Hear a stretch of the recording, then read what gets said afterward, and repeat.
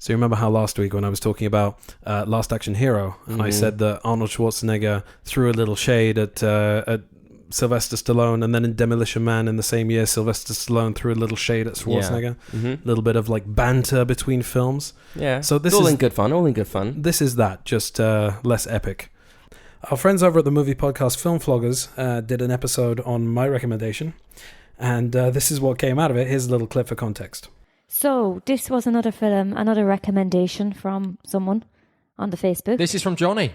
Jonny, me and you need to have words, mate. Me and Jonny met on Facebook. He's got his own movie podcast with his brother, Sai. Oh, that's so. Sai. Yes. How do you spell that? S-I, I believe. Oh, like short for Sai. Simon. Or is it actually called Sai? Sorry, I'm intrigued by these type of things. Why don't you ask Jonny or Sai? No, I don't want to speak to Jonny because he made me watch this film. Do you want to speak to Sai? Confirm yes, I do, what his name is? Yes, I do, actually. I'd like to speak to Sai. Ben Davis from Film Floggers. I think he likes you. I think so too. I think Fiona hates me. I think that you've successfully created what can only be described as a nemesis. Yes. Can I ask you, just like many people spend their entire lives avoiding trying to make a nemesis, how did you manage to do this? Well, on Facebook, you see, Ben asked me for a suggestion of a film that they could nitpick. Yeah. And I thought it might be funnier if he took a movie that was complete and utter shite and ripped it apart. Absolutely. That's how we work over here at What's Our Seat Number. But also, I gave full disclosure. And you also... Because I will read you what I wrote. So I wrote to him and said, listen to this ep last night while on a long drive, almost veered off the road several times while guffawing? While guffawing. Yes, I can't even... Yeah. Warning, this podcast is hazardous. So Ben wrote to me, haha, cheers, Jonny. What did we learn here? Never listen to Fiona in the car. Is there any film you'd like us to nitpick or review? So I said, lots of people beat me back recently with a stick when I mentioned that a rewatch of Cutthroat Island was akin to cleaning out a toilet for me. I'd be interested to hear your nitpicks on that one. So you did give them full disclosure It was like cleaning a toilet. And he toilet. wrote back, stay tuned, with a poo-poo emoji. Oh, okay. Fiona, however, has sort of taken to the idea that you're scum. Without having ever heard the podcast, I don't even think she's even heard their podcast. Why are you... do you understand that she's going to take that as an attack? Stop saying things that are going to get you into trouble. She sounds formidable. She is quite formidable from the sounds of her, yes. No, but she seems to think that I am the scum of the earth and that you somehow are... That's because I have yet to upset her. She's never heard you speak. It's like I haven't opened my mouth yet. I think that Fiona and I would get on. I feel like we'd get on. I think that there's some kind of validation for me here. I feel validated because a few months ago I went onto the Empire group and I wrote a review of Cutthroat Island, and I said I haven't seen this since, not necessarily since it came out, but like definitely within that 5-year like sort of period of 1995 to 2000, and I rewatched it, and it is the worst thing I've seen since... Oh my God, I was going to say something about the Holocaust. That's not good. I need to filter myself. Why do you keep doing that? Because I think it's really funny. Like, I'm all for that, right? I love that junk. I know you I'm like, do. Yeah, but like, I know you do. You've said to me in the past that I'm too blue and that I need to calm down. I think we've switched places. I don't think we've switched places. I think I've brought you down to my level. Definitely. It's like, we're coming up to our sort of year anniversary. What is it, paper? What is that? Podiversary. Yeah. Yes. Congratulations. What are you getting me? Fuck all. So in order to just sort of wrap this up, I just want to say thank you, Ben Davis and Film Floggers, for giving us all the shout outs that you guys gave us on Facebook, Absolutely on Twitter, lovely. And for talking about us throughout that last episode that you recorded. Just actually, before we close this out, I did want to say that I do have a suggestion for them. From searching, I haven't seen that you guys have watched Mrs. Doubtfire. Okay. So, Ben and Fiona, could you watch Mrs. Doubtfire and tell us what you think of it? And also, I think a question was asked on there on their episode where they were completely ripping you to shreds, having never met you or spent any time with you, which I completely understand, by the way, both of you. Totally. It was. I think if Ben's listened to any of our episodes, he's got the idea by now. They asked what Cy is short for. Is it Simon? Is it Cy? Yeah, it's Simon. So yeah, there you go. So Simon says, watch Mrs. Doubtfire. Yeah, and you can't refuse because he said Simon says. Sorry, I said, oh, and then the music started, and then Jonny had to interrupt the music because we forgot to say, let's have an episode. Damn it.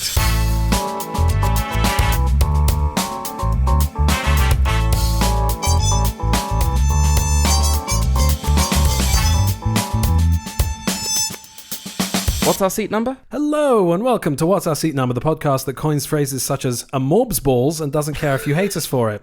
I'm Jonny Gross, a sullied keyboard warrior with a penchant for buggery, and with me as always is my co-host and brother, a 3D artist, the pioneer of sulk, the inventor of the wonky-eyed stare, and a perpetual wearer of resting bitch face. It's Simon Gross! Thank you. Wonky-eyed stare? What does that look like? You know, you do that anime thing. Yeah, and then when you like sort of couple it with angry stare, you know, that's basically it. Yeah.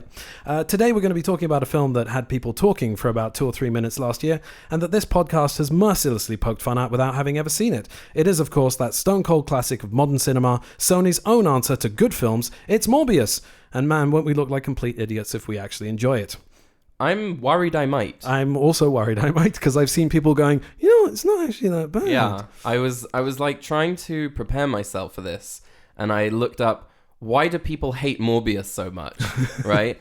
And there's like a Reddit, you know, thread where people are saying, I actually really like this movie. I mean, there's a general consensus that it kind of harks back to early 2000s comic book movies. Mm-hmm. I don't know. I like X-Men. And by the way, I like The Amazing Spider-Man, and I also like Venom. I actually quite like Daredevil. I like the director's cut of Daredevil. The director's cut of Daredevil, of course. What did you say? Venom. Yes. Venom. I wasn't a big fan of Venom. If you talk about like the director of Venom, Ruben Fleischer, he made Zombieland. And then he made a couple of movies that I didn't really connect with so much. Especially there was a film noir that was shot completely on digital, so looked very sort of cheap compared to the sets and the period and the design and all that stuff. And then he made Venom, and I was just like, this is It just didn't really. Yeah, no, it just didn't really. I didn't really connect with it. I don't know. So I didn't watch Venom: Let There Be Carnage. Cairo. Beef or pork. Yeah. I also did not connect with it, but it's like it. People say, "Oh, this is a dumpster fire. It's a terrible movie." I enjoyed it. It was fun, and sometimes look, there's some real shite out there. There's some really, really bad movies like Cutthroat Island. Cutthroat. She's going to kill me now. Oh, no. We're good. She's not going to make it this far. She's coming after us. Ooh, they're getting closer every time. Yeah. So I'm not worried I'm going to like this because, you know, if it's a good movie, then we haven't wasted our time. And if it's a bad movie, we haven't wasted our time because then we get to trash talk it afterwards. Yeah. Do you know who directed Venom: Let There Be Carnage? No. The great Andy Serkis. I was completely shocked when I read really? that. Yeah. Cool. But I haven't seen it. I haven't seen it either. Yeah. Carnage is a fun character. I'm not a massive fan of the Venom character. I have friends who collect the Venom. Like, Venom has his own run of comic books. Yeah. You know, this sort of anti-hero thing. And that's really cool. And I like the concept, but it's just, I don't know. It's not my thing. Okay, so let's move on. We are going to go over to the news desk, which you have commandeered today. I'm taking over the news desk today. So, it's movie news. Movie news. Good morning and welcome to What's Our Seat Number Muse with me, your anchor. Sorry but not so sorry, won't try it again. Coming up, these stories and more. Buttocks on fire as a result of chronic mendacity. Premature expulsion as child leaves school to twat some pigeons with a bag of croissants. And Jonathan uninterrupted and unencumbered by the burden of trousers. Let's get to the muse. The muse? movie news. Oh, I see. You kept on going movie news, and so I've adopted that. See, clever. The Little Mermaid teaser was released this week. And I watched it. Did you watch it? I watched it. I was debating whether or not to talk about it, but it's just like in all honesty, it's every time something's released and you see an African-American actor in a role that has previously been white, there's always a lot of vitriol and racism. Yeah. And I just like every time I see something like that, I just think to myself, wow, we've really progressed, haven't we? Like, it's just disgusting. What the fuck? Well, I mean, I wasn't even going to touch the race thing because it's obvious that there's people, it's like my issue here is just the fatigue. Did you say you watched Pinocchio, or you watched some of it and you got bored? We watched up to the point where the blue fairy comes in and animates him. Right. So you couldn't really make it past that, right? No, I was watching it with the wife, and the kids went to bed fairly early, and we had to make a decision on what movie to watch. So we started that, and then it was like, you know what? This isn't worth spending our one night where the kids have gone to bed early on this, Yeah. So we started watching the movie Fall, which is a one of those sort of disaster movies. Two people stuck on the top of a tower. Yeah, I've blah, seen blah, blah. a lot of posters on the Empire. So we watched the first 5 or 6 minutes of that, and the acting was absolutely atrocious. So we moved on to just continuing our regularly scheduled programming of rewatching Breaking Bad. We're terrible. Well, no, I mean, there's just a lot of sort of half-baked offerings out there. Like, what was the movie with Ryan Reynolds, The Rock, and Gal Gadot that came out on Netflix? Red Notice or something? Red Notice, yeah. So Shosh and I were watching that, and she fell asleep about 3/4 of the way in. And I was just like, I'm not enjoying this, you're not enjoying this, can we stop pretending that we're interested in this film? Like, you don't have to watch stuff all the way through if it's not holding your attention. I mean, there's a point where I'd just rather rewatch something that I've already seen just because it's a sure thing, Yeah. Fableman's first reviews are in. I am so excited for that movie. Yeah, I wanted to get your take on it. Yeah, so we're not going to do a what have we seen this week, because I haven't really seen very much. Yeah. So maybe I managed to watch one more episode of The Boys with the Shosh this week. Fantastic, well done you. But I saw Steven Spielberg's West Side Story. Yeah. I tried. Well, it is incredible, and I know that I'm a Spielberg fanboy, and that's kind of my bag, but I'm also a big fan of West Side Story. So if anybody was going to be a difficult audience member for that would be me. I was very skeptical, even though you see the was directed by from visionary director Steven Spielberg. So even seeing that, it's like, yeah, but West Side Story, how are you going to improve on that? Spielberg made his version of West Side Story, and it's dazzling. I thought the casting was spot on. A lot of people criticized Ansel Elgort, and there were all sorts of controversies and news that came out about him and whatever, and I disassociated all that stuff because I'm not watching Ansel Elgort. I'm watching Tony falling in love at first sight with Maria. Yeah. And and obviously all of the stuff that's problematic about the show and the original 61 movie is still there. Yeah. Because it is Romeo and Juliet, so they do fall in love way too quickly. She does still, spoilers for anybody that hasn't seen West Side Story or heard of West Side Story, but she still sleeps with him after he murders her brother, you know, etc. There are all kinds of issues with the plot, but if you can sort of like let go and say that is what the plot is, that's what happens, that's how it goes, then everything will be fine, because Spielberg found ways to justify and sort of apply logic to a lot of things, and sort of re-situate certain scenes and re-block certain scenes, and the way that he moves his camera and the way that he directs his actors, and I just think he did a fantastic job of making Steven Spielberg's West Side Story. So seeing the trailer for The Fabelmans literally a couple of days after watching West Side Story, I thought it looked like an enchanting, rose-tinted look at the past, at childhood, and it's just I think it's going to be one for the Oscars. Yeah. It's going to be a big one. Yeah. And also he's reuniting with Tony Kushner, who's a fantastic screenwriter and playwright. So yeah, I'm really excited for that one. I think it's going to be good. I think so too. I'm also excited for it. One of the things that gets me the most about this whole thing is that you've been sort of a very big admirer, because I think fan is a disservice. You're not a fan. You're an admirer.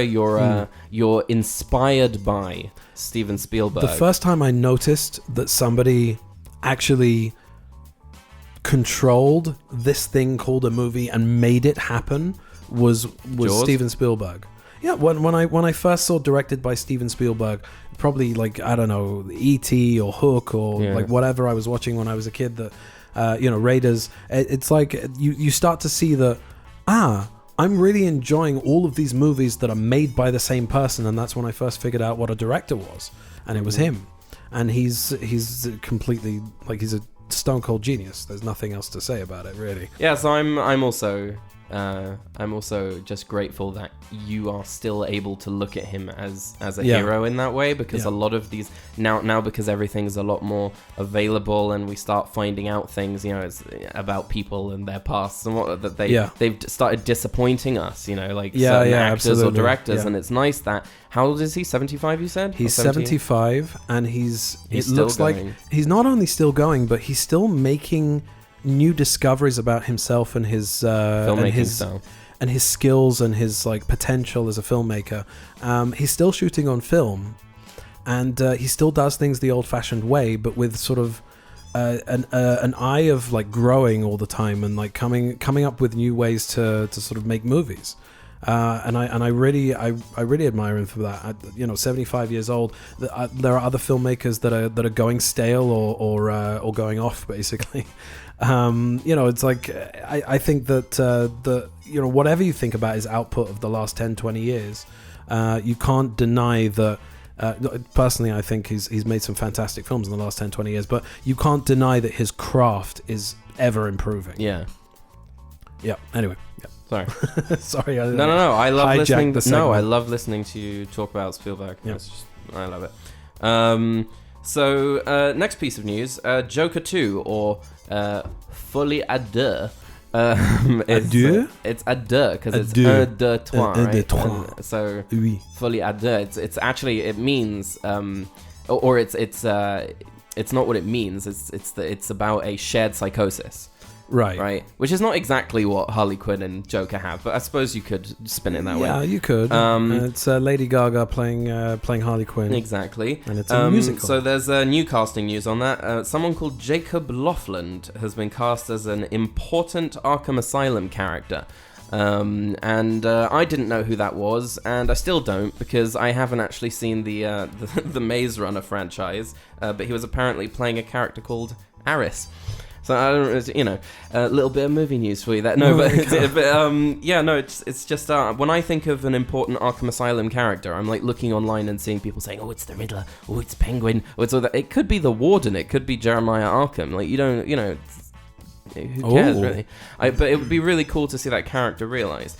Now, if we're on the subject of Joker 2 and we haven't finished the movie news segment, I'd also like to say that. On the 21st of July, somebody had a birthday. Yes, that was me. And they, continued their ever-going, slow, zombie-crawling trudge towards the grave. And I got you a present, and it arrived, and I keep forgetting to give it to you. So if you're here and we're talking about this, can I give it to you now? Sure you can. Cool. I think I saw it. You wait there. Yeah. I didn't hide it. But...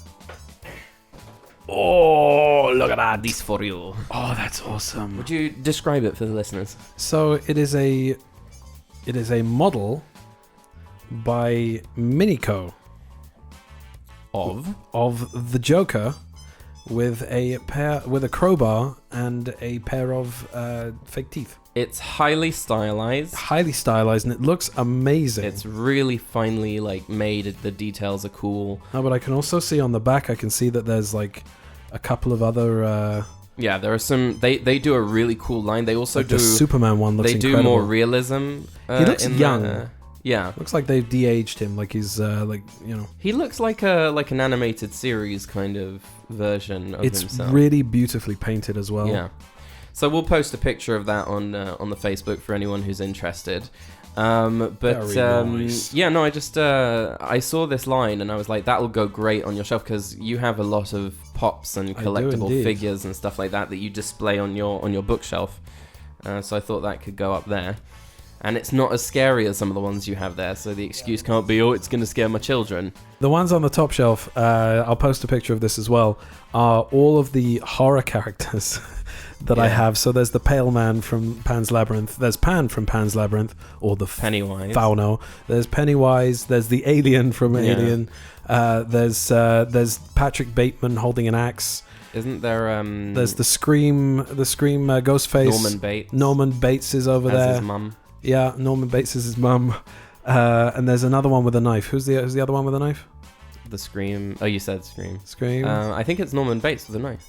No, yeah, Norman Bates with a... I think there are 3 with a knife. You live there. Why am I supposed to recall this? I'm drawing a complete... Alzheimer's riddled old man. I'm drawing a complete blank. Right, so that was the news. Movie news. Backed by popular demand from the 21 people who have so far listened to the last Action Hero episode. Thank you very much to all 21 of you. Here we are again with Stop. Hey, what's that sound? Am I supposed to guess what the sound is in the jingle as well? Because I know what it is. You know what it is. It's the mummy. It would have been, 1932. It would have been too easy. So today you have 10 questions. And they are all of varying difficulty. So here we go. I'm not dialed in today. The first one I think you're gonna get quite easily though. Here we go. Again? Is it Back to the Future? It is indeed correct. Yay! Run for it, Barney! They found me. I don't know how, but they found me. I don't know how, but they found me. Run for it, Marty! Yes, that is indeed correct. Yay! Well done. Well done. Thank you. Question number 2. Is it can I hear it again? I think it's the Three Musketeers. Is it? It is not the so Three do it again. Musketeers. I thought it was Oh, this is obvious. Hang on a minute. You got it. I can see the wheels turning in your head. Do it again.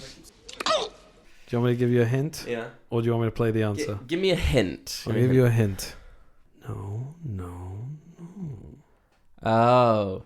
Goldeneye. There we go. You think you can break me? Oh, damn it. So she bites his lip.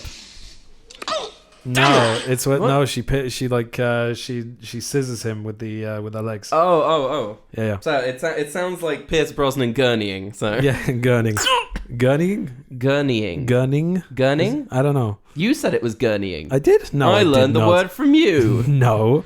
Listen, Colin Trevorrow, not Colin Trevorrow. Trevorrow, right. Don't learn anything from me. Okay. Here is question number 3. The Tyrannosaur doesn't follow any park patterns or park schedules is the essence of chaos. Correct. Here we go. Jeff Goldblum.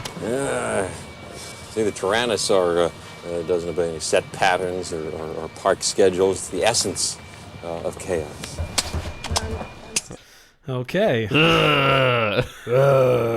Okay, here we go. So this is question number 4. Is that Tim Curry? No. Again? It's difficult because it's slight, but you should be able to get it.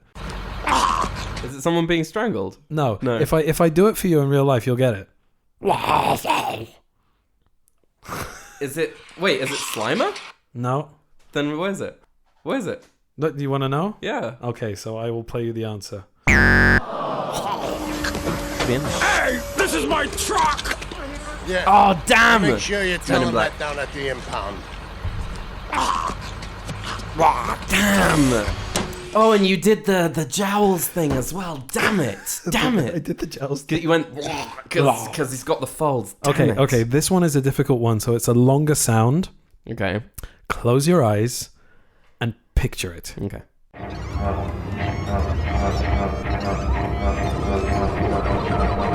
It's very, very difficult. What the fuck?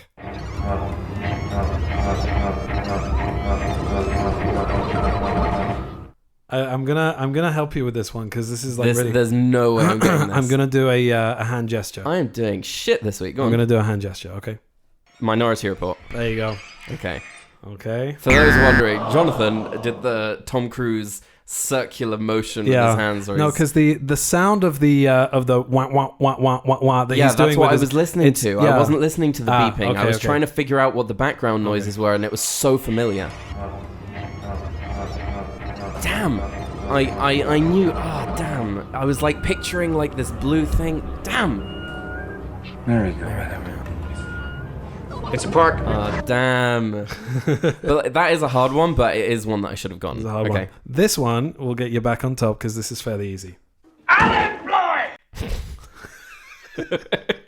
That's a Muppets Christmas Carol. Unemployed!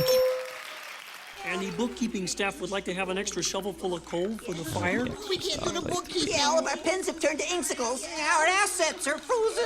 How would the bookkeepers like to be suddenly... Unemployed! This is my island in the sun. I believe you've convinced them once again, Mr. Scrooge. Mr. Scrooge. Mr. Scrooge. Okay. Next one. Question number 7. Okay. Okay.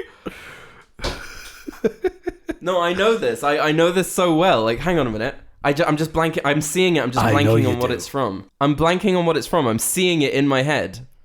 No, I'm seeing the scene. I'm Right. seeing who's saying it. This is so obvious. This is the one that I should be getting. We do this all the time. No, it's not going to help. I know what it is. Why am I blanking on this? This is ridiculous. This game sucks. Play the whole clip for me.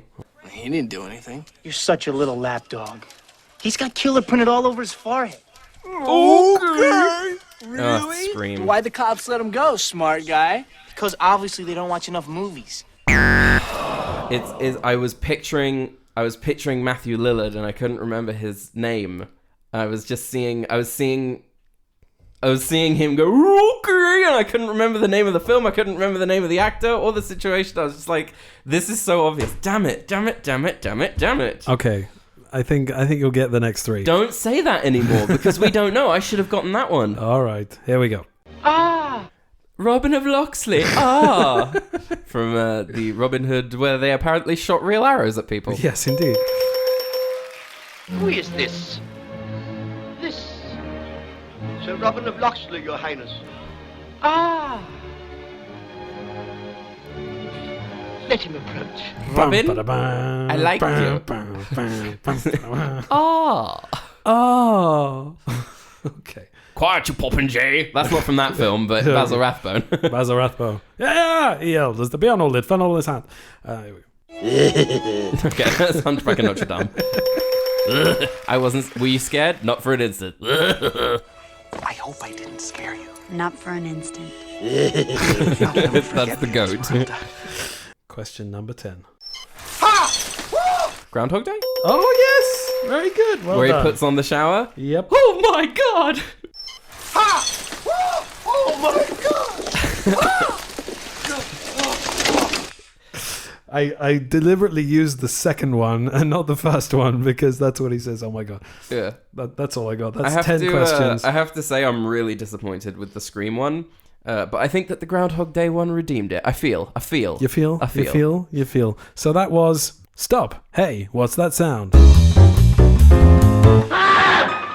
So there's no context for Morbius because it's a fairly new film. But I will say this. I used to put Morbius in movie news every week because every week there was movie news that it was getting delayed again. And then after it was released that people the were memeing. memes and the re-release and my god. Can I just ask something about this episode, right? Yeah. We're going to watch the film. Yes.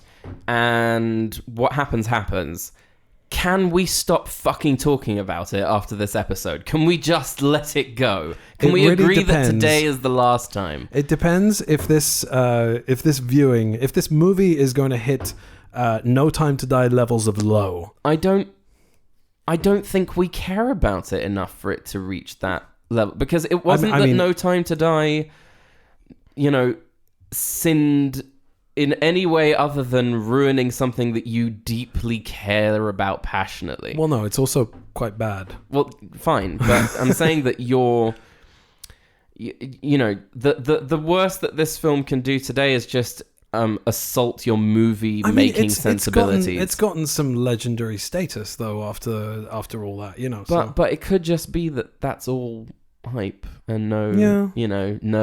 All fart and no poo. All fart and no poo. When our fart to follow through, sometimes there's blood. Shall we? Yeah, we shall. Roll it.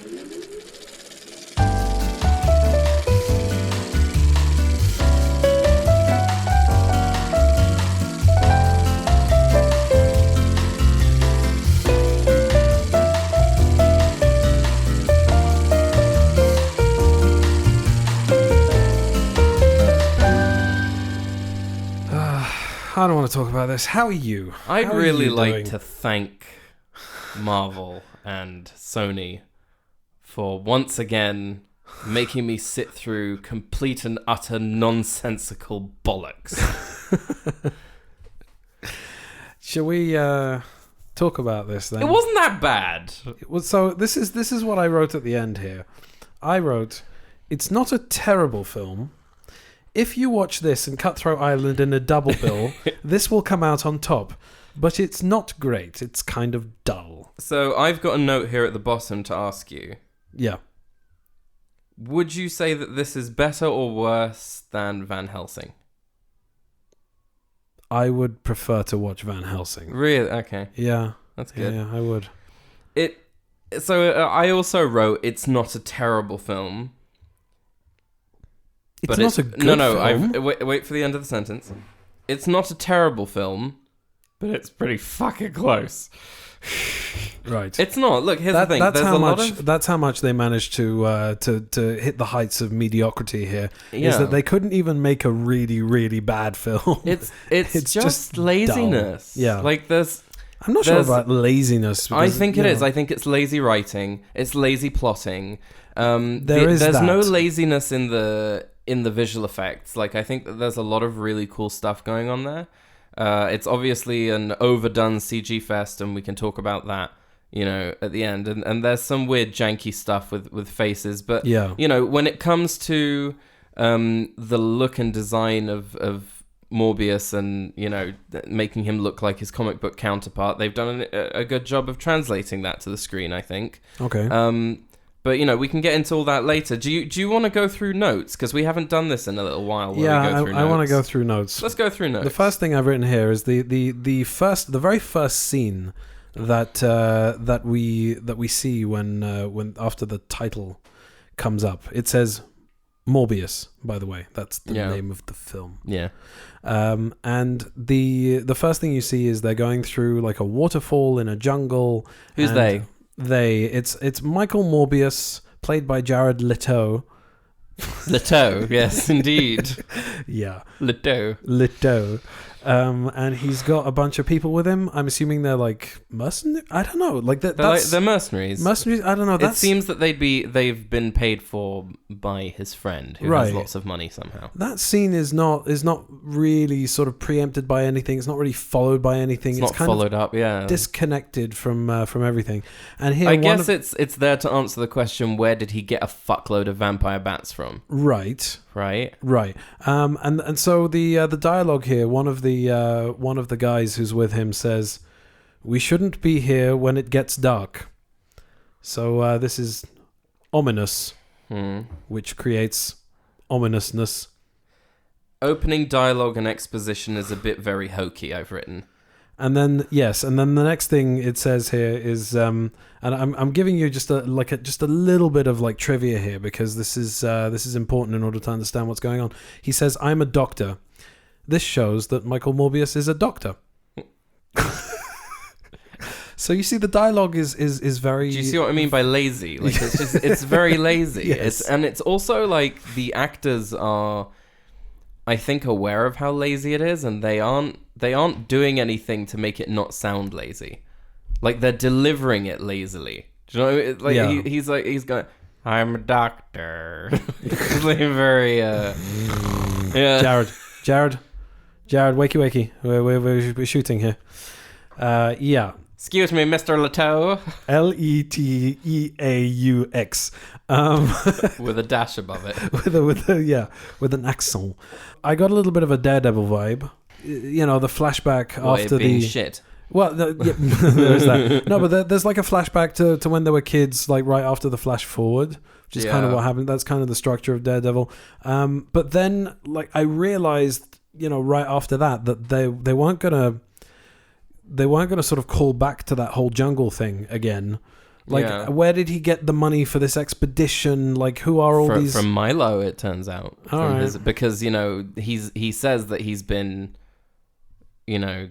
Is it that the movie's so lazy that you were too lazy to follow what was going on? Maybe I was bored and I just fell everything, asleep. Including the boat that he does his experiment on that turns him into a vampire, right? All of that stuff is funded by Milo. What isn't explained is how Milo has enough money for all of that, but can't afford anyone to sort of cure him of his incurable disease, right? Right. Now, where were they going on the boat? They were coming back from the whole jungle thing? No, he had hired this boat to do this top secret thing in the middle of the ocean, so that it was isolated or some shit. Or maybe it is on the way back from the. I have no idea. It's so convoluted. But anyway, so Jared Harris makes a appearance as inconsequential mentor figure, right? Whose name has escaped me for the moment. That's probably what's written in the script. Yeah. And I'm just wondering, Jared Harris, would you say that he's a good actor? Would you say that he's... Yeah. I would say that he's an excellent actor. And he's the son of... the great Richard Harris. Yes, indeed. And your favourite thing to quote from Richard Harris is... Speed of hand. Yeah. What I wrote here was... I offer something priceless. Jared Harris can't smell the shitty "you're a genius, Wizard Harry" dialogue in the script. Speed of hand indeed with all of this exposition wank. Yeah. So, yeah. Can we talk about how in that flashback scene, they're introduced, Morbius and Milo, as children. Mm-hmm. And I think, you know, something happens to the machine that is apparently keeping... What one might think is a machine just monitoring his heart rate is actually keeping Milo alive somehow. Like injecting him with some kind of something? Supposedly. And all Morbius really had to do was change the fuse. No. He pulls out the fuse and he takes out the spring from his ballpoint pen and puts it in place. And somehow that is enough to save his life. Right. And moments after this whole thing... So they meet... 3 minutes later, he's saving his life. And an obscure dialogue reference to Spartans, which keeps coming back throughout the film. Yes. Where he says, "We are the many," or something. Or "We are the few and they are the many." Whatever. So they mention this Spartan thing because they're looking out the window and they can see these school kids who are pointing at them and making fun of them for being sick kids in a hospital, whatever. And then 3 minutes later, he's called into Jared Harris's office, who says, you know, "You're a genius, Harry," right? Or "You're a wizard, Harry." You're a genius. No, but like Morbius. he doesn't have any. And I'm guessing that this is a reference to X-Men, right? Because he says, "You're gifted. There is a school for gifted youngsters." I don't think he meant powers. I think it's that you're very... He says to him, "The machine was broken and all you did was you opened up your ballpoint pen and you put a sprig in there. You're a genius." You know, and he's like... That's probably better than the actual scripted dialogue. Whatever. Yeah, well, there you go. Yeah. And so then Morbius goes, "What about Milo?" Now, when I was a kid, if I just met a kid, I wouldn't feel any kind of responsibility for him or whatever, you know, just like leave him to die in the sun. How is it that suddenly Jared is like, Don't worry about it. I'll look after him. Don't you worry. Now you can go to this school." As if he was saying, "What about Milo? I can't go to this school if Milo's going to be here by himself." Since when are they so attached? Yes, I'm literally nitpicking it to this level. Like, it doesn't matter, right? But it's somehow just... All these things at the beginning were rubbing me the wrong way. Okay. At least you were getting rubbed. Yeah, and I don't know. This is 25 years before current events in the movie, right? I suppose, yeah. How come Jared Harris hasn't aged in any way, shape or form in 25 years? Doesn't it go grey? No, not even that. Not even that. He looks exactly the same. Okay. What have you got? What's next? You want to talk about dreams? Let's talk about dreams. What's next? Very good.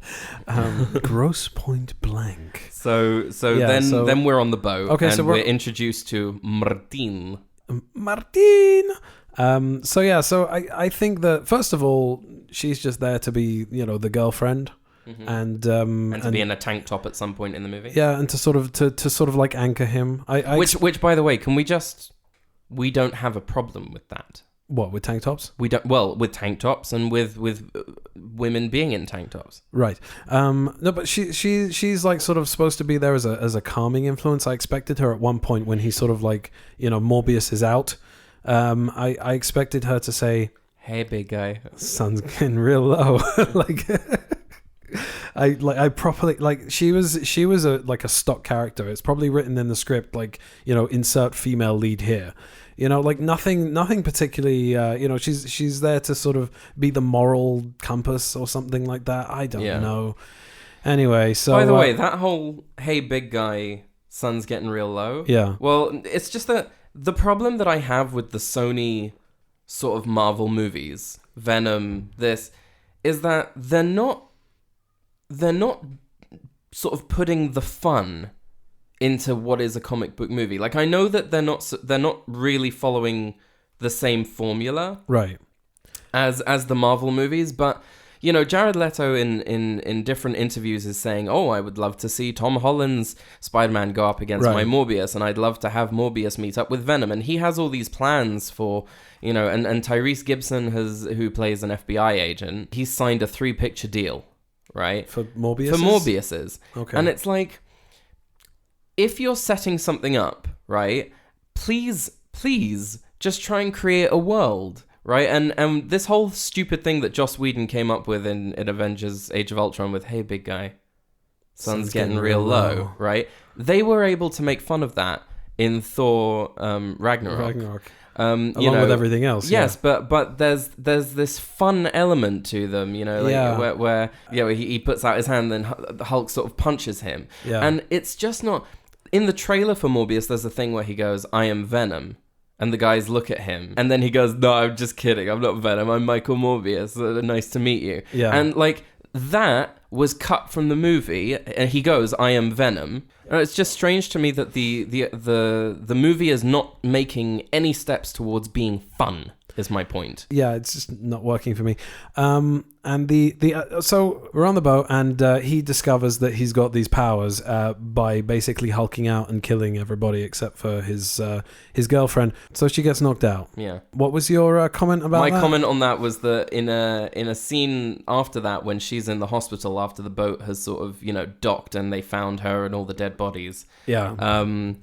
Is that she's sort of got she's attached to machines and she's got a tube down her throat and it looks like she's in a coma, like she's on a respirator, right? Yeah. And it's like, didn't she just hit her fucking head? Wouldn't she wake up in movie logic? Wouldn't she just wake up and be like, what happened? And you've got a mild concussion. Like, I'm just trying to write it lazily like that. But here they are. It's like, she's dead. Right, and then a scene later, she looks fucking fine. I think you're on brand there. Yeah, I mean, if you wanted to write in the style of this script, where am I?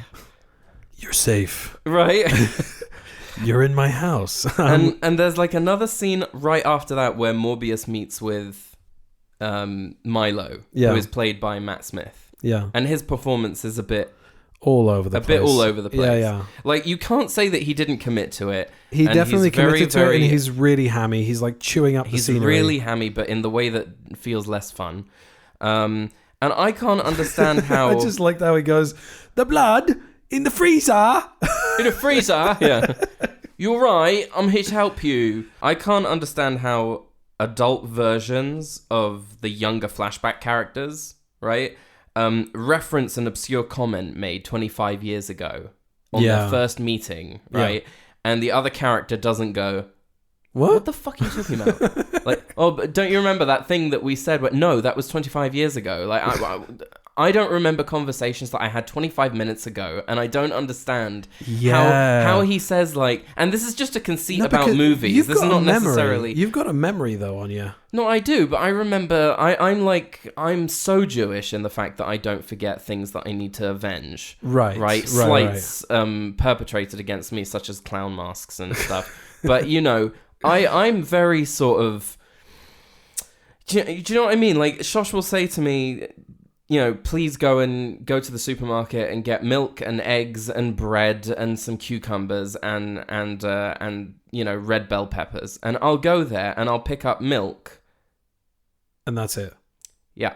And I'll come home and she'll be like, where's the rest of the stuff? And I'm like, you didn't write it down in a list. And she's like, but you can remember things that I said to you like 10 years ago. And you can't. And I'm like, yep. But I don't remember the first thing that my best friend said to me. But the things you don't remember the podcasts. Like when we record, sometimes I say to you, you know that bit where you said something about I don't know, like cancer or the Holocaust or something like that, and you go, I don't remember. We recorded it this morning. Like I'm trying to ask you if we should cut that out. So I can't explain to you how my brain works, right? It's very strange. I will remember movies. There's enough material here for an entire conference. I will remember movies. I'll remember how to quote, you know, obscure sounds from movies that you know, ask me to pick out of a lineup, right? Yeah. And I can do that mostly. But you know, it's just like, it's also lessons that I teach. You know, I don't remember immediately afterwards, you know, how it went. Sometimes if I've recorded it and I watch it back, I go, oh, that actually, I explained that really well or something, you know, or very badly. So I don't know how the memory thing works, but I can tell you that 25 years ago, if someone made an obscure reference to Spartans, I probably wouldn't go, you know, 25 years later, you know, oh, we are the few of the many with the Spartans, nudge, nudge, say no more. Oh, yeah. No. Okay, so moving on from that, so we get to the point where we have the gratuitous torso shot, and for some reason, every time there's some kind of mutation in a movie, in a superhero movie, it means that suddenly you're ripped, and you know, you got a stripper bod and tanned for some reason. It's like you know, because they made him look overly sickly and pale. So I don't think that he was tanned. I think that he just didn't look sickly and pale anymore, and you were like, oh. he was tanned. All right. Yeah, and then we cut to he's like he's in his lab or whatever, and he's kind of figuring out what's happened to him, and he's got this chamber of bats. I've written this now, too. Yeah. So this kind of pissed me off. I should also preface here that I was thinking about this during the movie, that Daniel Espinosa, the director, the only other movie that I've seen of his that I am conscious of the fact that he directed it was Life.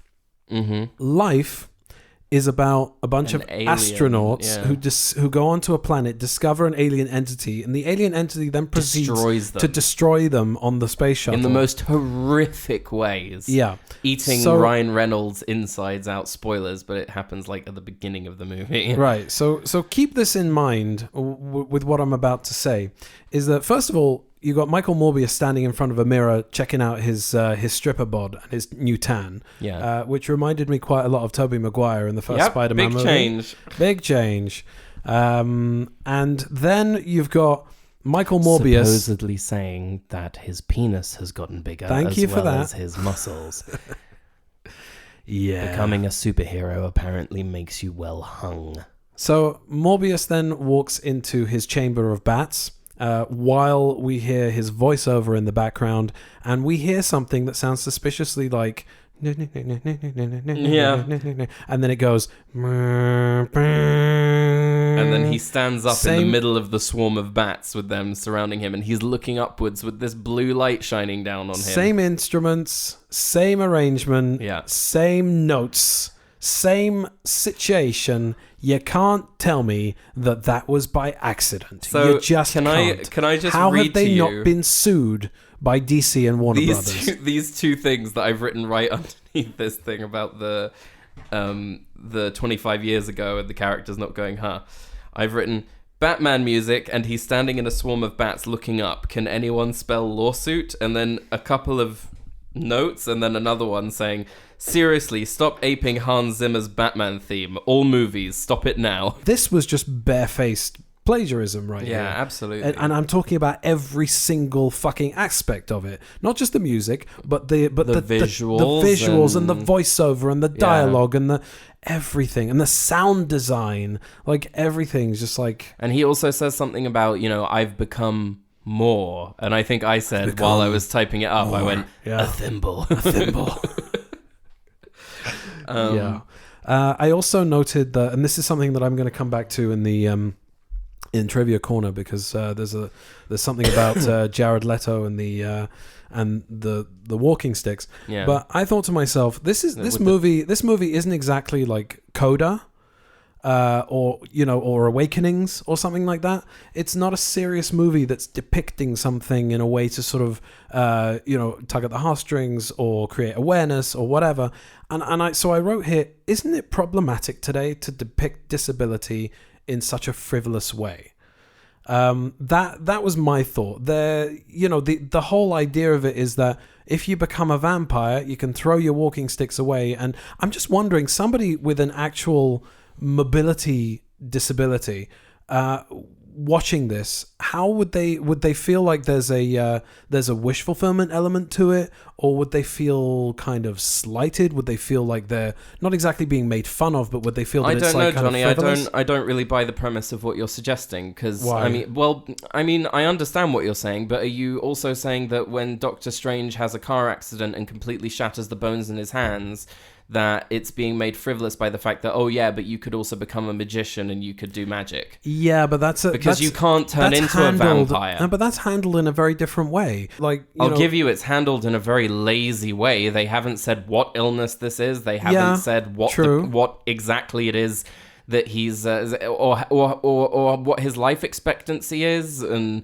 I'll tell you what it is. It's tone, it's context. If you look at, like, say, Schindler's List, okay, and you see like Nazi guards like gunning down Jews in a concentration camp, that to me is done for the documentary realism, and it's supposed to ram a point home. It's a serious depiction of that. Of real events as well. Of real events. If you look at GoldenEye and you see General Oromov shooting one of his men right at the beginning of the movie, that to me is pulpy. Yeah. Okay. So the difference here is like a kind of it didn't sit well with me, because it's a kind of uncomfortable melding of those two, where it looked to me like these people have a real disability from birth, and it's like placed within this comic book movie that is like kind of throwing that away. It doesn't really make a comment on it, and it doesn't show it in a pulpy way. That kind of sort of softens the edge of it. So you're saying that the transformation and casting off of quote unquote shackles is very sort of jarring and done in a very frivolous way. Yeah, it's done for pulp. Yeah. But the depiction the way they of it, present it at the beginning of the movie is that they're very sick and it's uncomfortable. Exactly. Yeah. Okay. So I understand that. Are you saying that they got uncomfortably close to authenticity with how they depicted the illness? And then just like very jarringly threw it out the window. I don't know. It felt kind of uncomfortable to me, because the movie itself is basically, let's say it, it's just a silly comic book movie. It's ridiculous. And I kind of felt the same way at the beginning of Guardians of the Galaxy. That it's like it's a very jarring. Okay. It's a very jarring transition between his mother having cancer, and it's a very, very heavy scene. Yeah. And then suddenly he's dancing. So I just wanted to put that out if there. you would have brought that up when I said the Doctor Strange thing, I would have gotten what you meant. Okay. That is extremely jarring. No, but I needed to kind of like sort of evolve what I was saying. I'm not saying, why didn't you get there quicker? I was more just along the line, actually, that makes sense to me. Say so? But moving on from the scene where he sort of discovers his powers. There's a scene where he's been cornered by the two detectives, in quotes, who are sort of on the case of the murdered mercenaries on the boat, if anyone's following. And there's a thing where An alarm goes off. They have to shut down the building, and Morbius looks up and he sees that he's in the middle of a massive like staircase that leads up to the roof, and he starts vampire flying, jumping up the walls with crazy slow-mo moments to show his, awesome vampire face. There's a lot of I think I wrote this down here somewhere. You must have done, because I did too. What is this, 1999? What's with the fucking bullet time? Yeah. So tick. I got very annoyed when this happened because, and you said to me, write it down. I saw you shaking your head. Yes. It wasn't the slow-mo. I was shaking my head at the slow-mo. I exclaimed out loud about the detective because the detective has to go up all of these stairs, and when you're looking up in that shot where Morbius is looking up and he's like, oh, I can make that jump. It's a really very, very, very, very tall building, right? Yeah. And he makes it onto the roof and he puts down his bag, and then something weird happens with the wind, which later we find out is him feeling the air and being able to surf on it to fly, right? But it's like the first introduction of this.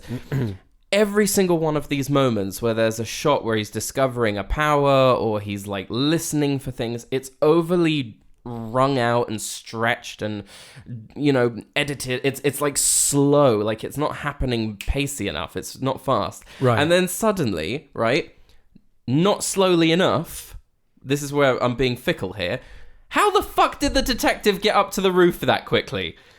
It's about 20 seconds later and I got really annoyed. I was like, what? How did he make it up there? How on earth? Right.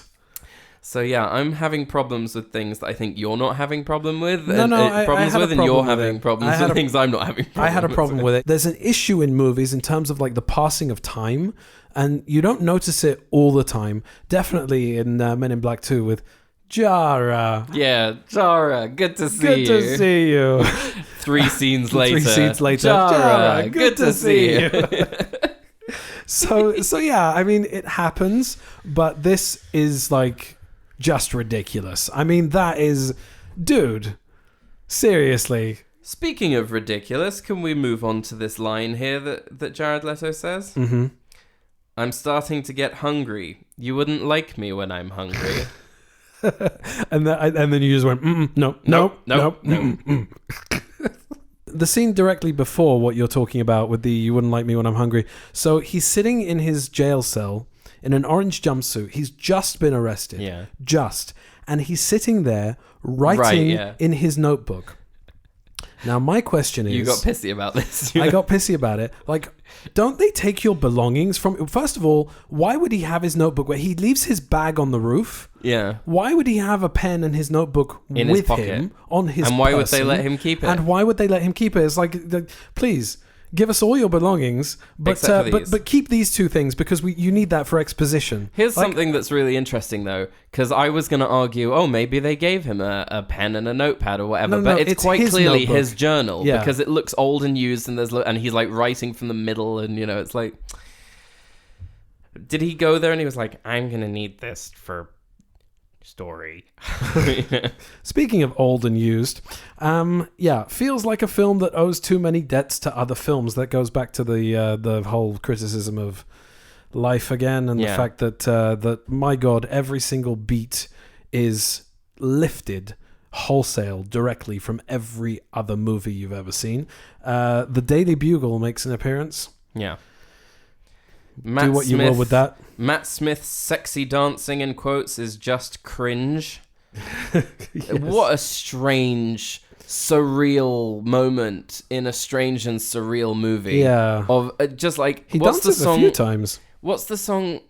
Yeah, because that's fine. There's a moment where he kills a bunch of cops and then he dances over their corpses. I guess that's a character moment. He's sort of releasing himself from the chains of being, invalid and whatever. But then this moment where he's getting dressed and he's sort of shirtless and he's doing his weird Doctor Who wobbly limbs dance, and the music in the background is like, oh, sexy, or whatever it is. It's like something weird. Sexy body, dancing sexy in the bathroom. Like, it's very sort of like, that's basically what it is. And it was just very sort of... And he's sort of like doing the finger guns at himself in the mirror. Yeah. And I was watching this, and he's also wearing trainers. Yeah. This whole time, I'm like, what is this amalgamation of oddness? Trainers with a suit. What does that remind you of? Yeah. I wanted to talk about something that recurs in this movie, which is cliched dialogue. Yeah. He's out there. I have to stop him. But I need your help. What have you done? What have you done? Oh, yes, like that's Jared Harris is looking at the news and he goes, what have you gotten yourself into? What have you done? Look at yourself, you know. And I'm disgusted by what you've become. Yeah. There's another one. And the other one is he's sitting with what's her face? Martine. That's the one. Yeah. The only reason I remember it is because of Martine. Yeah. Orale. I wanted to talk a little bit about the lighting here. He's sitting in the cafe. He's completely in darkness, and she is almost overexposed in the light from the window. And I'm thinking to myself, can you hammer it home any harder? Yes, we get it. He's a vampire. Morbius dresses like Arrow. Yep. What's with the horrible green lighting when he goes down into the counterfeiting lab? Yeah, horrible green lighting. And then he says, is this the part where I beat the shit out of all... Is this the part where... Is this the part where the guy in the hoodie beats up all of the drug dealers or something? Yeah. And then... He also goes, is this the part in the movie where... Oh, really? Yeah, where the guy in the hoodie... That's great. You're not Deadpool, you never will be, okay? And then I went to the toilet, and I came back, and I looked at the time on the movie, and it said that it had half an hour left. And I felt like everything that's happened up until now is just enough material for a first act. Yeah. For maybe like stretch it to like 30, 40 minutes, okay? Yeah. Morbius gets, turned into a vampire, okay? You've got the sort of the flashback to the origins, okay? His friend gets infected too and is starting to go evil. Right. And that whole thing, like the whole origin story, the friend goes evil, blah blah blah blah blah. By this point, Milo has just become a vampire, and he's just killed a whole bunch of people, and he said, "I'm like you," blah blah blah blah blah blah, and whatever, and I just think that the half an hour left, it's like he doesn't give it anywhere to go. So my question is, not that I wanted it to be longer. My question is, what's the plot? Just that like he becomes a vampire, his friend becomes a vampire, they fight. End of movie. That literally is it. He flies off, end of movie, no consequences, no nothing. Yeah. Oh, and his girlfriend dies but doesn't really and comes back. No, his girlfriend dies and like he bites his lip and... By the way, she wasn't his girlfriend the entire way through the movie and then until that moment when you said, "Oh, there's half an hour left." And it's like they suddenly kiss and it's like useless love story, not earned even a little. Yeah, crowbarred in there. And he says to her in that scene, "I wasn't going to go full Dracula." And then, so a little bit of trivia here. Yeah. Dracula is also a vampire, which is a reference to the fact that Morbius and Milo are vampires. He's written... So I've... No. Is he a... Are you a transient? How the fuck did he make the antidote so quickly? Think about this. He spent his entire career pursuing the cure... And I don't know how long it took him to come up with vampire bats, right? And then to procure them and to make this serum and all of that. I'm going to say it was a couple of years. Okay. Let's try and establish some kind of sensible time frame. Right. Okay, just for the sake of it. How the fuck does he decide that he has to make an antidote, and one scene later, there's an antidote there, and he's like, "Right, the antidote, it should work now." I didn't think of that. An antidote. That would probably be useful. But then, because I'm sure he has to, like, distill the antidote, he has to inject some other creatures with his blood to make sure that they turned into a vampire like him and to test it out. Like, how does he know it's an antidote? He's got no proof. Nothing makes sense. So then you've got Milo going to visit Jared Harris. Yeah. Who in his usual Jared Harris going to visit Milo. Jared Harris going to visit Milo? Yeah. Okay. So he's in his usual mentor, useless mentor You'd role. completely given up at this point, haven't you? Yeah. and Jared Harris says something something cliche like, what have you done to yourself? Yeah. And then he slashes at him, whatever. And then there's that whole scene on the rooftop, and they're talking about Dracula and all that stuff, and awkward make out, and for some reason Matt Smith is creepily staring up at them from the ground below. There's a scene before where Matt Smith asks her if she's seen Michael Morbius. Oh, right. And then she says no, and then he leaves, and obviously he followed her, and he's watching them make out, and he's like, "Oh, you lied to me." That's what I read from the scene. Okay, but the thing is that what is it about that, by the way, that you said it while we were watching it, that suddenly she knows who he is when she hasn't met him before, she only met him once? No, it wasn't that. It wasn't that. It was Martin from behind her, and then she's like, Milo. So they're talking to each other like they've known each other for years. My problem at the beginning of the movie, I switched places, was that at the beginning of the movie, Morbius says something to her along the lines of, I've been trying to come up with this antidote from my best friend Milo as well, to save my best friend's life. Yeah. And she doesn't at any point go, I've been working with you for years and years on this project. I know what we're doing this for. I know who your best friend is. I'm actually part of your life. When somebody starts telling you a story and you're like, I was there. Are you serious? I've been there. I was there. Right? And after you say that, they then go, but wait. And then they continue telling the story. And then later on in the movie, so I was prepared to believe that. I'm going with the idea that she doesn't know who Milo is. And then suddenly he shows up behind her and goes, Martin. And then she turns around and goes, Milo. And I'm like, oh, so you do fucking know who he is. So why didn't you call him out at the beginning of the movie? Yeah. Sorry. And by this point, we've had that whole scene on the roof or whatever, and then Morbius gets a phone call from Jared Harris. Yeah. And then he goes to see Jared Harris, and I thought to myself, it's taking a very long time for Jared Harris to bleed out. Is he trying to out-Bean Sean Bean? Yeah. And then he dies. He dies conveniently the moment that Morbius arrives, yes. And then I wanted to know why Jared Leto, aka Morbius, is suddenly dressed in this emo purple vampire suit. Well, it's a vampire. It's like a sort of a trench coat with purple lining. Yeah. Then we got the usual CG battle, yada yada yada. Milo kills Martin. Yes, and then she says something like, "Use me, use my blood," right? And I've written, did she really just tell him to drink her blood? Yes. What the fuck? Yes. And then he bites his lip, and a drop of blood drops in her mouth. Goes into her mouth. So that's obvious what's going to happen there. And then there's this CG battle, and then he flies off. She opens her eyes, which are now red. Then the movie ends. Yeah. I felt that the stakes were really quite low. He doesn't have any agency. He barely does anything in the movie except, come up with a serum that creates all these problems and then create an antidote that apparently kills Milo. And I couldn't understand that. He gives him the antidote and then he dies. He gives him the antidote and it's almost that, he's gone back to his illness, right? He's returned to normal. And he died from that. Was he that close to death?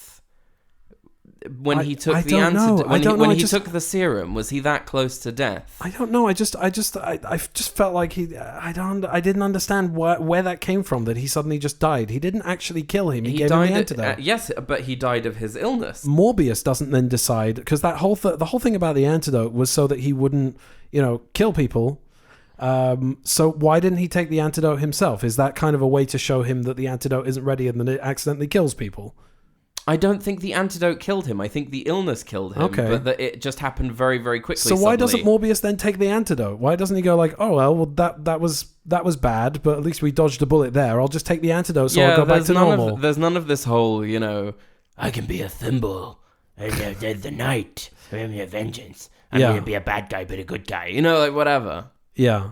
Oh, and another thing about he just flies off. Another thing about aping Chris Nolan's Batman trilogy is that he calls the bats for backup, and it goes.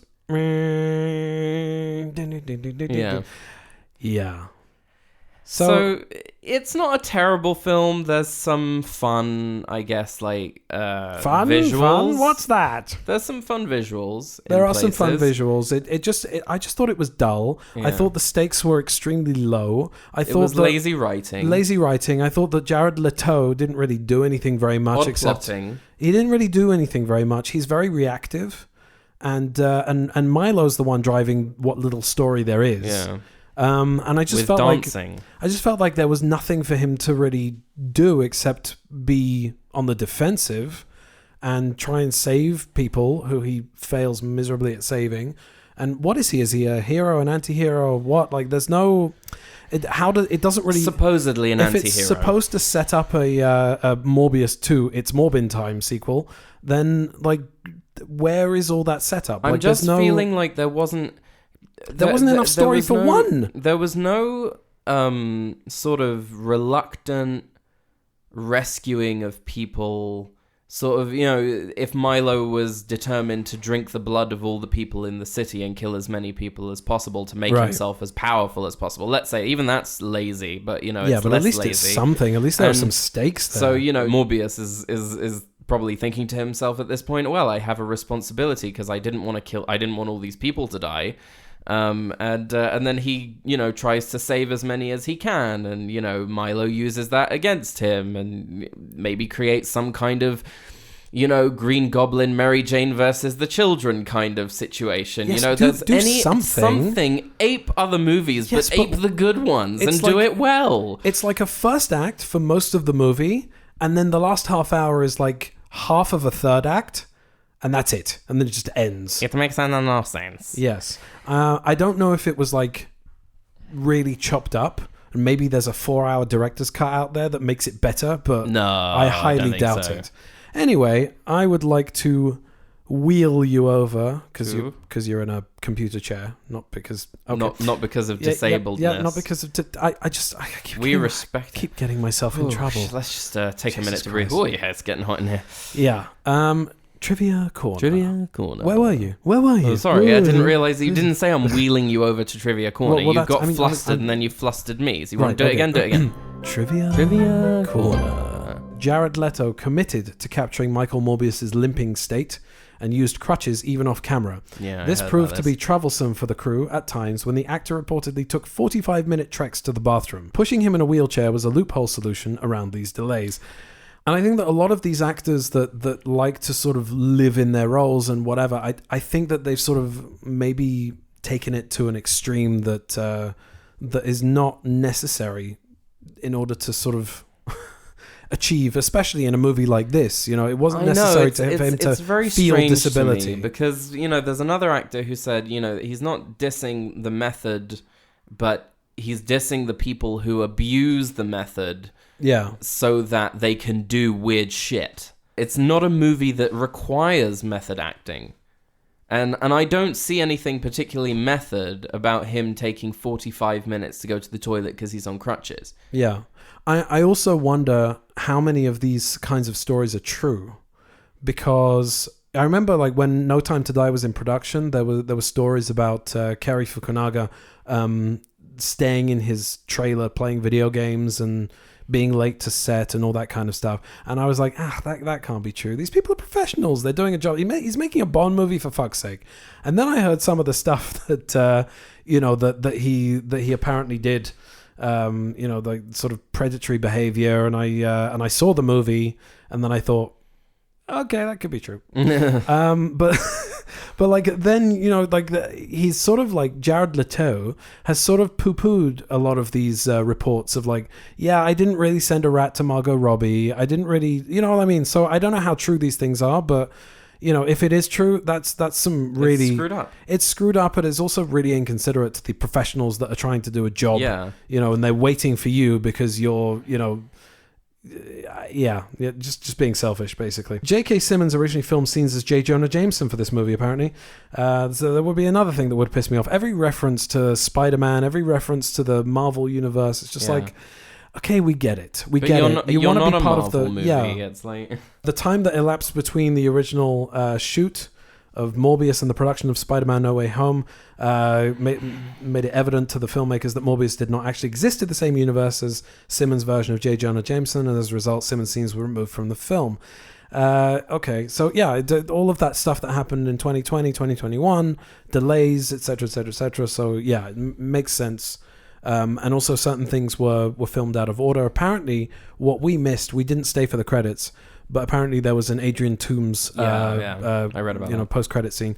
I can always look at that later, but apparently it's completely out of place and completely pointless. I don't think you will. I don't think you have the desire. Drive, yeah. Matt Smith apparently deliberately channeled Kiefer Sutherland's performance as David from The Lost Boys. I didn't see that. I didn't get that at all. At all. Okay. In some scenes of the film. Noodles, Michael. Yeah. You're eating maggots. You're eating Michael. maggots. God damn it, Chloe. He joked that this was due to both movies having their main characters named Michael. You can't see, but Si and I are looking at each other with deadpan stares. Matt Smith explained in an interview that he was somewhat confused with his character's history, as he wasn't really aware of how Milo tied into Hunger's greater legacy. Apparently, his character's name is Hunger. I've never read the Morbius comics, and I have absolutely no idea that that's that, because they never mention it in the movie. Yeah. So yeah, he wasn't really aware of how Hunger's greater legacy and origins from the comics tied in to this movie, since it wasn't clarified in the script he was given for the film. It wasn't clarified in the movie either. Many reports from when the film was first announced also claimed that Smith's character was named Loxias Crown, which would have been cool because that's quite a cool name. And only very shortly prior to the release of the movie was it announced that his name was actually Milo, although his birth name is Lucian Crown, which is somewhat similar. You know what's really annoying about the fact that his name was Milo is that you kept on going, Milo! I said it once. No, you did it twice. I don't think you realised, but you did it twice. Yes. The second time I was like, oh my god, how many more times is this going to happen? This is funny. I remember reading this piece of news when it happened, and I laughed my arse off. All right. Once the movie was available on digital, a Twitch channel streamed the entire film on a loop before being taken down. And I think we reported that on Movie News. Jared Leto claimed that Michael Morbius' personality was close enough to his own. He didn't find it necessary to use his famous method approach in his portrayal of the character. Despite how much fun he had, he still found the role quite challenging due to it being less character-driven than his previous performances. Read, no meat. He was basically sleepwalking throughout the entire movie. This film was set to be... Here we go. This is where I read this yesterday, and I just I thought it was interesting to see exactly how many times this thing was delayed. Yeah. The film was set to be released on 31st of July 2020 in the United States. Oh, I could have gone to see it for my birthday. No, I couldn't. It was 2020. But when the coronavirus pandemic began to affect the film industry, including attendance at movie theaters, the film's release was moved to the 19th of March 2021, 11th of January 2022, and finally 28th of January 2022. Sony Pictures subsequently began moving their release date for 2020 films to 2021, including another film set in Sony Pictures' universe of Marvel characters, Venom Let There Be Carnage, from its 2nd of October 2020 release date to 25th of June 2021, and Spider-Man No Way Home also was dated for release on the 16th of July 2021 to 5th of November 2021, and again to 17th of December 2021. So basically... everything that went on with Sony. Delays. The thing is that, like, Sony, I don't know if they thought they had their finger on the pulse, but this movie gained legendary status just by virtue of it being delayed, because people thought that the fact that it was delayed meant that it was absolute shite. People got that feeling of dread from that. And then, we had that whole argument of, maybe they thought it should go on streaming, and they didn't want to do that. They wanted to release it theatrically, etc., etc., etc. And then after the initial theatrical run, they re-released it again, and wasn't it because of all the memes? Yeah. And people thought that that's because everybody liked the movie, and I think it made like $20 or something. Read the room. God's sake. Exactly. Anyway. But the thing is that it's so it's so drearily mediocre. It's not even like so bad it's good or so bad that it's entertainingly bad. I don't think that it would even reach levels of Pooh, Blood and Honey, kind of levels of schlock. You know, it doesn't even have Just to clarify, he didn't mean Pooh, P-O-O, Blood and Honey. He meant P-O-O-H. He's not talking about the sort of, you know, combination of those things as a meal. He's talking about a movie that has been announced that is sort of like a dark nightmare version of Winnie the Pooh. Oh my God. Now, I'm sure that I'm not the only one that heard that when you just said that. I'm 100%. Oh, it's 98. I'm going to go 76% sure on 68. 68% sure that I'm not the only one. Oh my goodness. Yeah, but I'm just saying that it's not... I don't know if it deserves its legendary status as a bad film. If you watch Batman and Robin, for example, that's like epically bad. Yeah. You know, it's so bad that it makes me want to put my finger into my eye, through to my brain, and swirl it around. That's another one of our exaggerations of a scene. Yes. Matt Smith is the fourth actor who played an incarnation of Doctor Who to appear in a comic book adaptation. After Christopher Eccleston played Malekith in Thor: The Dark World, David Tennant played the Purple Man in Jessica Jones, and Peter Capaldi played the Thinker in the Suicide Squad. Right. I saw that, by the way. Did you see the Suicide Squad? I did. What did you think? It's not... It was better than the first one. Better than the first one, but I think that James Gunn was trying to sort of twang. James Gunn was twang. You were twang. She was succeeding, for God's sake. Yeah. I think that James Gunn was trying to like sort of, you know, for any of you Adobe Premiere editors out there, copy and paste attributes from Guardians of the Galaxy to the Suicide Squad. But it didn't quite work, and I didn't particularly like any of the characters, and it had the same problem as the first one for me. It just didn't hit me like it hit a lot of people. Yeah. Both Jared Leto and Matt Smith have starred in the leading roles in American Psycho adaptations. Leto played Paul Allen in the 2000 film. Yep. Smith played Patrick Bateman in the original production of the musical in 2013. Now, why did I include this? I included this because I wanted to say there's a musical of American Psycho? I didn't know that. What, does Matt Smith sing? Does he sing as badly as he dances? Does he sing as Patrick Bateman? I have to see this. I even try to cook a little bird. I eat some of the brain. Paul Allen in the face with an axe to the face. Whatever he says. Body is running in a bathtub in Hell's Kitchen. Yeah. So that was Trivia Corner. Trivia Corner. That's all I've got. I'm spent. All right. Well, you have a little sit down. Let's roll the cavalcade. Fuck. Come with me and step into the spine-tingling confusion known as Sai's rambling cavalcade of nonsense. So Morbius VFX. So some of the I've taken information from a few different places. It wasn't hard to piece together. It's relatively new and whatnot. But just some trivia on the VFX in this movie because there are some bum VFX and whatnot, and there are some things there that Johnny's lovingly caressing the Joker figurine that I got him instead of listening to me. I wanted to just generally say about the VFX in the movie that I did enjoy their translation of what Morbius should look like on film. Okay. In his vampire form. Are you familiar with the comics? He's shown up in a couple of my Spider-Man comics. Right. Okay. But I've never read a Morbius comic. But I'm aware of what he looks like. Style. I know what he looks like.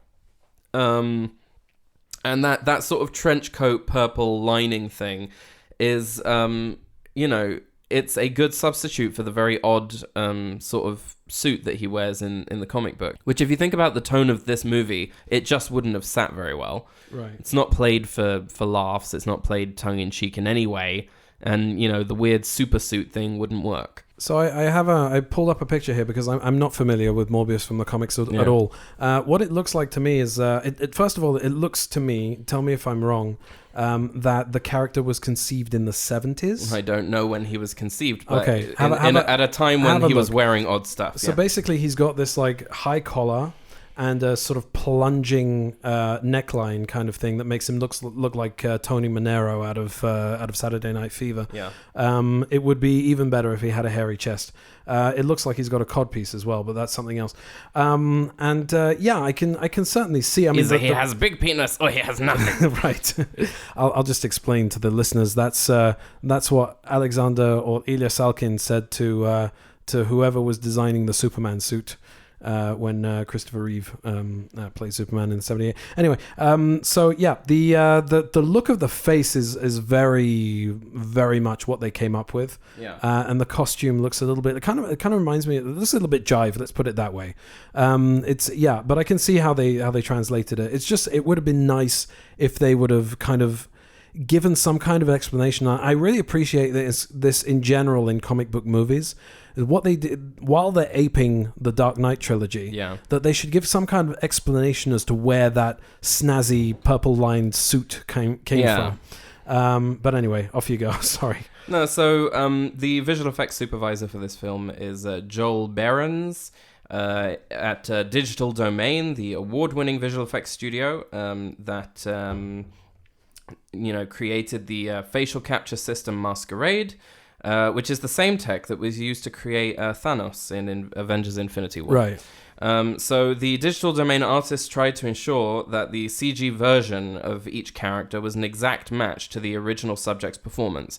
Now, I won't say that they succeed in every shot, but there is a good level of detail going on there. Like stretching pores and hair that moves very nicely with the skin. Like, it's hard because, Morbius has a beard. So his sort of, hairs get pulled and stretched with the skin when he starts roaring and stuff. There's some cool stuff going on there. You can tell that it's like an expensive motion capture technology. Yeah. The VFX house also altered the CG faces as needed to adjust the proportions because there's a lot of, cheekbone moving and sinking in. Yeah, the cheekbones are kind of hollowed out. Yeah. This included digitally removing and replacing the performer's cheekbones as needed to highlight the more sunken look. Digital Domain began by designing the final look for each character's vampiric forms, aiming for photorealistic, monstrous looks without restricting them through the use of prosthetics or through excessively time-consuming makeup work.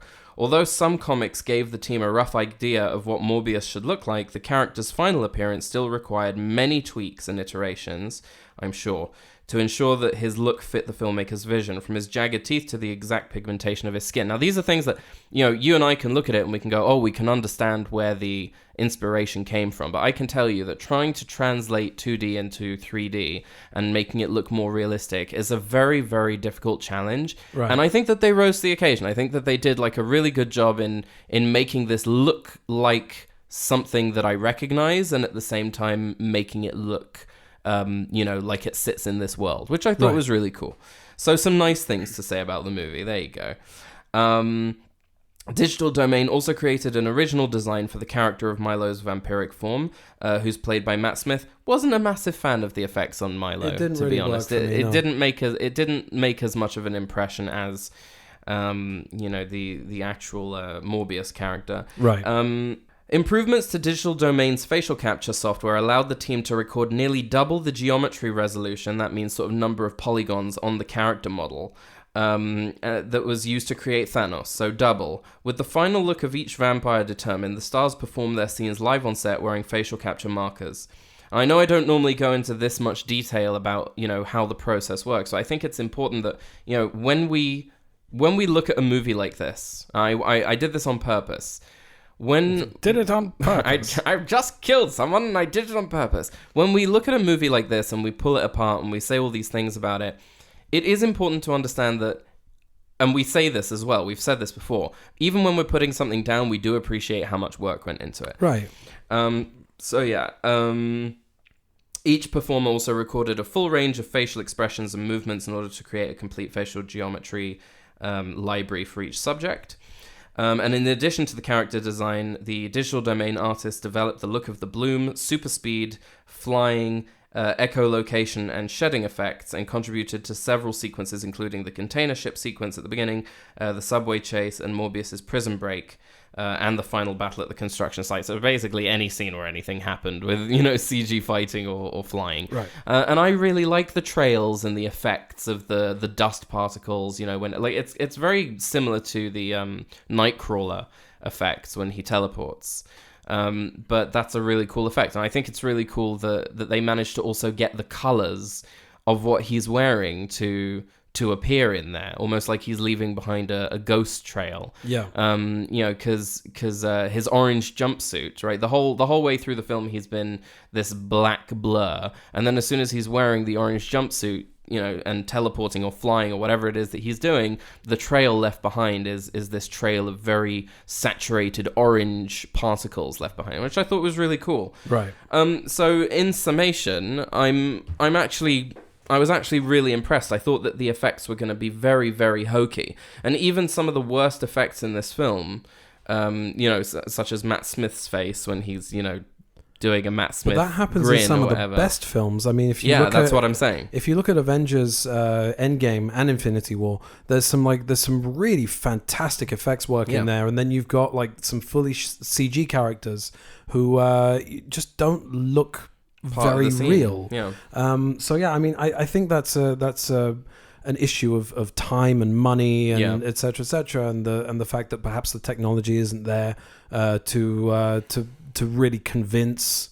When you're talking about trying to make something otherworldly looks somewhat humanoid, it's not quite there yet. And even James Cameron making 25 Avatar movies, still won't be able to really unless he's come up with some kind of new technology and we're going to be wowed by it or whatever. But as it stands now, there are holes in the technology and they're constantly developing and trying to find ways to make things look better. I'm aware of where the holes are and what the... I think you are as well. I think a lot of people are. But the thing is that I'm constantly trying to look for what works really, really well, right? There's no way that you look at Thanos and you go, that's a person, right? But you look at Thanos and you go, that's a realistic not person. Right? And it's from the way that his paws stretch across his skin when he smiles, the way he wrinkles, and the fact that he's got, bum fluff. He's got, hair all over his face, tiny hairs that you don't notice, but you do notice because they're there. If they weren't there, he'd look plastic. Right. The fact that light transmits through his skin. And we're seeing the same effects here in this movie, not on the same scale, and it's not as realistic, but I think that the amount of effort that they put into making Morbius's character look cool and look, suitably gnarly and hairs and paws and follicles and whatever, it looks cool, and it looks well done. The other thing that I want to say is that the scene on the boat, I'd sort of gotten fatigued by the final fight and even by the fight in the subway. Right. But at the beginning, when he first sort of vamps out and kills all of those mercenaries on the tanker, I thought that the way that the camera was following him around and ping-ponging around the scene was really cool. I thought that was great blocking. There was one bullet time moment there, I think, and I went, okay, one and done. No need for any more. This was a cool scene. It's to highlight how, he's a monster and whatnot. But no, they had to do it all the way through the movie. You have too much faith. I was going, please just be one and done. Yeah. So I said in summation, and then I continued talking for an hour and a half, and people died in the middle. It's just John. It's just me sitting here, and Johnny sitting, as a skeleton. And isn't that right, Johnny? As his soda cup crumbles to dust along with the rest of him, and I'm left here to say, play the outro. Come with me and step into the spine-tingling confusion known as Sigh's rambling cavalcade of nonsense. So now that we've watched the movie, after all of this sort of reverse hype, I want to say, and sort of I wanted to sort of frame our summary of this movie with a couple of excerpts from reviews that I found on Wikipedia. Wiki. Yes. Wiki wawa. So basically, Rotten Tomatoes, has a rating of 15%, with an average rating of 3.10 out of 8 out of 10. Sorry, with an average rating of 3.8 out of 10. What are you doing? So it says here, the website's critics consensus reads, cursed with uninspired effects, rote performances, and a borderline nonsensical story, this dreary mess is a vain attempt to make Morbius happen. It ranks as the 17th worst reviewed superhero movie on the site. Jonathan Crump of Manchester Evening News noted that despite mixed reviews... Jonathan Crump. That despite mixed reviews, some critics praised the acting in the film, including Leto's performance. Variety's Elise Schaffer also said that while the reviews were negative overall, Matt Smith did receive some praise for his performance. Reviewing the film for Collider, Emma Kiley felt that the central problem of Morbius is a lazy and uninspiring script, which I kind of took away from it as well, and added that no weight or depth is given to any character, which I also mentioned. She also noted that there is little humor in the film, and when it tries to make a tongue-in-cheek joke, it fails miserably. There's a through line here. I'm sure that there are like sort of other reviews here that are slightly more positive, but anyway, the point I'm trying to make is that while it has a 3.8 on Rotten Tomatoes and it has a 15% score, it's not the worst film ever made. There are movies that I could rate lower than this, because it's not terrible, it's just overwhelmingly mediocre. It feels like a waste of time. Yeah, it feels like a waste of time. And what you said to me afterwards, after we finished watching the movie, which was very apt, was, I'm just tired now. Yeah, because it feels like a lot of energy to watch a film that doesn't try at all to hold your attention, and to try and yourself hold that attention so that you can then talk about it afterwards. Yeah. Is like... if you're not going to put any effort into this, then I'm not going to put any effort into this either. Like, this is the sort of thing that makes me crazy. Like, a movie like Red Notice is also extremely lazy. Not as bad as this, but very lazy. And, I turned it off because she fell asleep and I was bored. And, like, I'm not going to put any more effort into this. I have other things to do, like not watch The Boys. It's true, but we're also watching, like, a greatest hits of lots of other better movies. It felt kind of cobbled together from that, and it just felt lazy in that respect. It didn't even feel cobbled together from greater movies. It felt cobbled together from bad movies. It's like if Frankenstein were to take the bits that he needed for his monster from all of the societal rejects. That's basically what he did, though. But he made sure that they were good specimens, like that they were strong and burly and whatnot. I'm talking wasn't the brain like a psychopath or something? The brain? Or was that just young Frankenstein? I don't know. I don't know. I didn't come prepared with this analogy. I'm just saying, Jonathan. No, come on, justify yourself. Come on.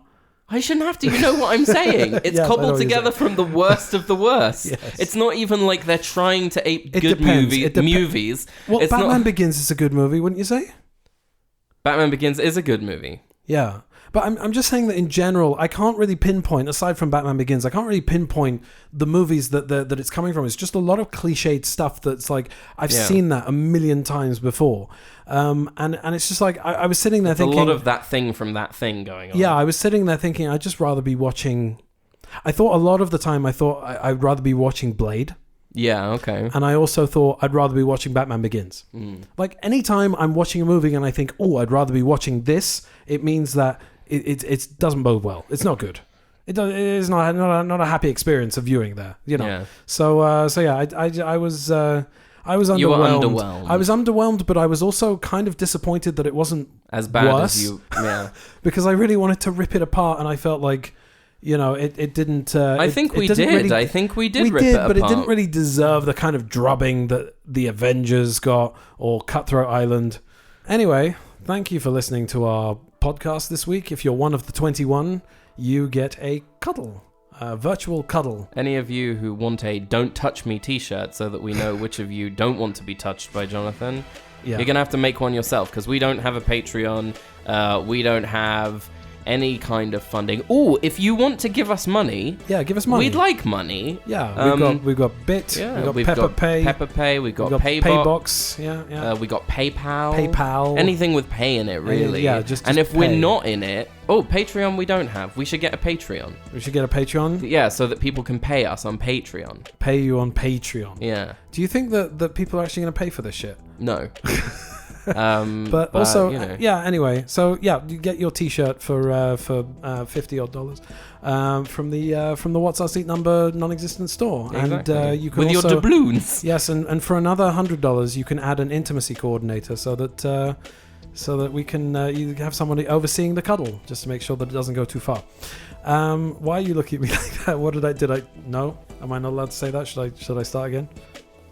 Why are you looking at me like that? What is this? Say something, for God's sake. Say something. Just wipe. Calm down, Lynn. You've broken your neck. Wipe the resting bitch face off your face. No, I'm just confused as to how it went there so fast. Just confused all the time. Right. I think this has gone off the rails enough. Let's in outro again, okay? But this time, don't threaten to molest anyone. Do I have to stop the music? I hope you did a while back. I didn't threaten anyone. I didn't want to molest anyone. I was just saying that if anybody feels that they need an intimacy coordinator present during the hug, virtual or not, then it's another $100. But Jonny, who's fucking paying for the intimacy coordinator? It's a job. It's not something you just say, you're an intimacy coordinator. Will you oversee my hug? Yes, no problem. No, that's not how Janine from the Intimacy Coordination Agency does it. Janine, what she does is she gets paid very much money for doing a very important job. How do you know Janine? Well, she's, made sure that I've been coordinated intimately. Very good. But I had to pay through the fucking nose for it. Now, all I'm saying, Jonathan, is that you don't like it when people say, you point a camera, right? But you know that it's difficult. When people say to me, it's just your pixels on the pixely pixel thing. No, it's not just pixels on the pixely pixel thing. And I will have you know that if an intimacy coordinator is needed, we will fucking have to open a Patreon so that we can fucking afford it. So don't offer to give out hugs. Don't open us up to a lawsuit and play the fucking outro. I want you to just run a finger over your pop filter just to see if it's wet. Bone dry. Bone dry. Well, it's working overtime, I gotta say. All right. Well, that was fun. Bye. Bye.